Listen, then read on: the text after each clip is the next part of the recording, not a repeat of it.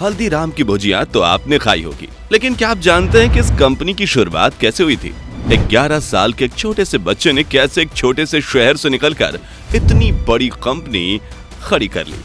Haldiram company की स्थापना करने वाले गंगा बिशन अग्रवाल काफी कम उम्र से ही अपने पिता के साथ मिलकर बीकानेर से अपनी छोटी सी दुकान पर भुजिया बेचा करते थे। बीकानेर शहर में भुजिया बेचने वाले वह अकेले नहीं थे, तो फिर ऐसे में बाकी भुजिया बेचने वालों को पीछे छोड़कर कैसे उन्होंने हल्दीराम का साम्राज्य खड़ा किया? तो चलिए दोस्तों, शुरू करते हैं आज की अपनी ये वीडियो और जानते हैं हल्दीराम कंपनी की सक्सेस स्टोरी। साल 1919 के आसपास का समय था। 11 साल के गंगा बिशन अग्रवाल, जिन्हें हल्दीराम जी के नाम से भी जाना जाता है, अपने पिता के साथ बीकानेर में भुजिया बेचा करते थे। इतनी कम उम्र में ही हल्दीराम जी ने अपनी बुआ से भुजिया बनाना सीख लिया था, और सिर्फ सीखा ही नहीं था बल्कि भुजिया में एक्सपेरिमेंट करने की कला भी उनके अंदर आ गई थी। उस जमाने में बीकानेर शहर में भुजिया काफी मशहूर हुआ करता था। पूरे शहर में बहुत सारे दुकानदार भुजिया बनाकर बेचा करते थे, लेकिन सभी दुकानदार के भुजिया बनाने का तरीका एक जैसा था और सभी का स्वाद भी एक जैसा ही था। हल्दीराम जी को ये चीज बड़ी अजीब लगती थी। बस सोचते थे कि जब हमारी दुकान अलग है तो हमारे दुकान में मिलने वाली भुजिया भी तो अलग होनी चाहिए, ताकि लोग बाकी दुकान को छोड़कर हमारी दुकान पर आए। इसी सोच के साथ उन्होंने भुजिया की रेसिपी के साथ एक्सपेरिमेंट करना शुरू कर दिया। शुरुआत में कुछ असफलता तो मिली, लेकिन फिर उन्हें कामयाबी का राज मिल गया। दरअसल बीकानेर के लोगों को मोठ दाल काफी पसंद आता था, तो उन्होंने बीकानेर के लोगों की इस पसंद को ही उनके भुजिया में मिलाना शुरू कर दिया। जो भुजिया पहले सिर्फ बेसन से बना करती थी, हल्दीराम जी ने अब उसमें मोठ दाल भी मिलाने शुरू कर दिए, जिससे उनका भुजिया पहले से ज्यादा टेस्टी और क्रिस्पी हो गया। नया टेस्ट मिलते ही लोग बाकी दुकान छोड़कर उनके दुकान से भुजिया खरीदने लगे और उनकी भुजिया पूरे बीकानेर शहर में मशहूर हो गई। अपने भुजिया की लोकप्रियता बढ़ाने के लिए उन्होंने इसका नाम बीकानेर के राजा के नाम पर डोंगर सेव रख दिया, जिससे उनके भुजिया की पूरे शहर में एक अलग पहचान बन गई। डोंगर सेव हिट हो जाने के बाद फाइनली 1937 में हल्दीराम जी ने हल्दीराम नाम से बीकानेर में भुजिया और मिठाई की पहली दुकान खोली, और इसी के साथ हल्दीराम के सुनहरे सफर की शुरुआत हुई। हल्दीराम जी ने अपने 2 और भाइयों के साथ मिलकर बिजनेस को आगे बढ़ाया, लेकिन 1944 में हल्दीराम जी को एक बड़ा झटका लगा।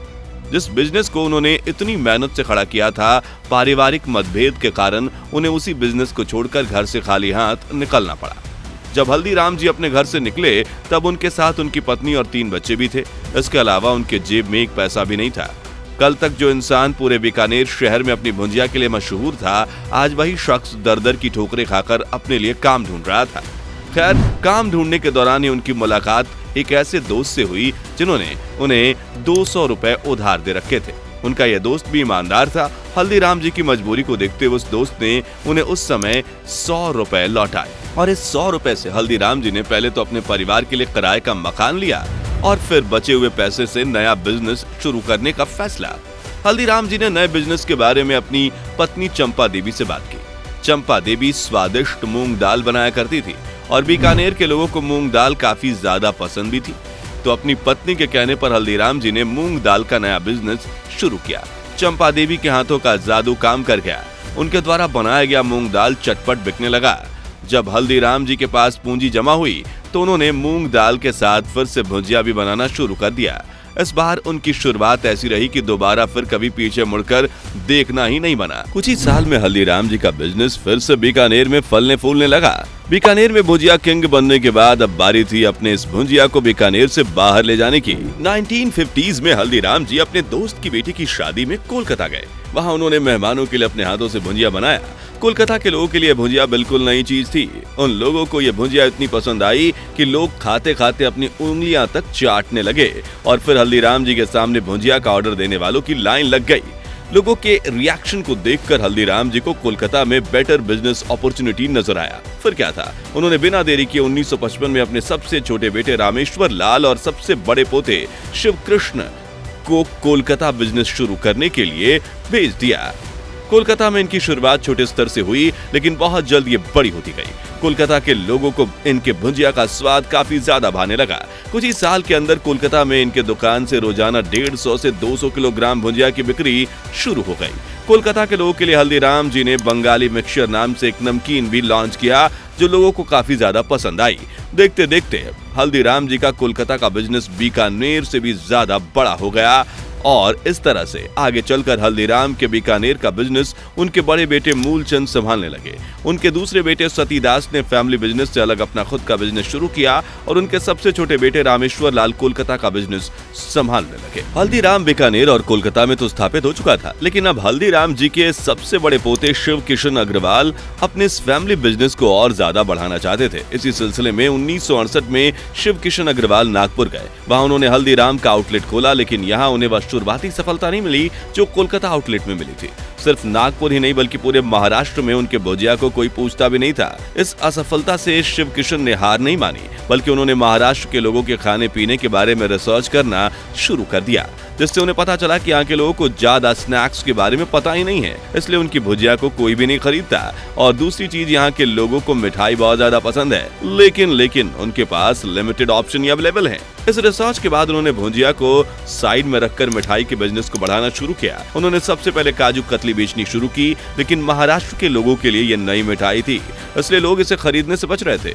तब उन्होंने लोगों के बीच फ्री सैंपल बांटना शुरू किया और फिर लोगों के ऊपर काजू कतली का ऐसा जादू चला कि उनके आउटलेट के सामने काजू कतली खरीदने वालों की लाइन लगनी शुरू हो गई। काजू कतली की कामयाबी के बाद उन्होंने बीकानेर और कोलकाता की कई अलग अलग और भी मिठाइयां नागपुर में बेचना शुरू किया।